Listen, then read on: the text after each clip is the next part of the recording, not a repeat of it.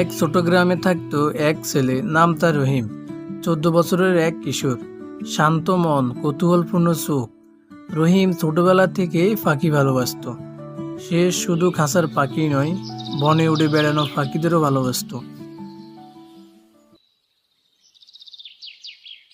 একদিন ভোরে পুকুর পাড়ে হাঁটতে গিয়ে সে একটি সোনালী রঙের পাখি দেখতে পেল, যা ধানাভাঙ্গা অবস্থায় পড়ে আছে।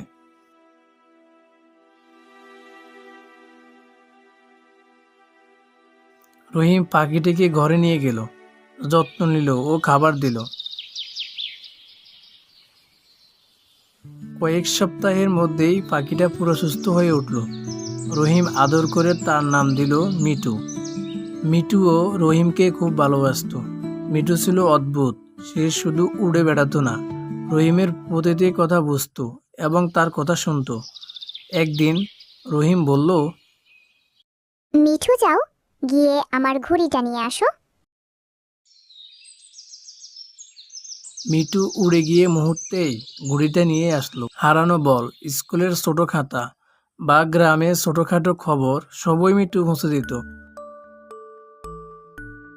গ্রামের সবাই অবাক হয়ে দেখত, কেমন করে পাখি মানুষের মতো বন্ধু হতে পারে।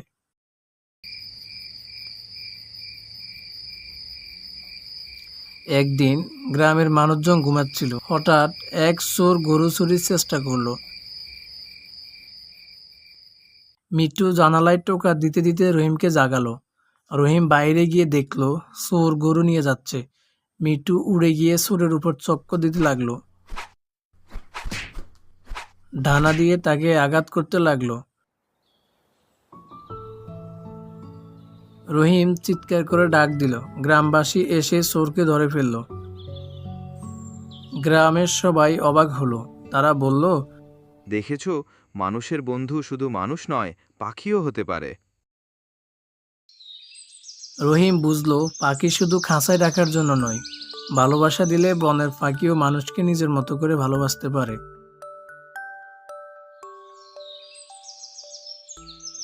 মিঠু প্রতিদিন বনে উড়ে বেড়াতো, কিন্তু সন্ধ্যা নামলেই সে রহিমের কাঁধে ফিরে আসতো।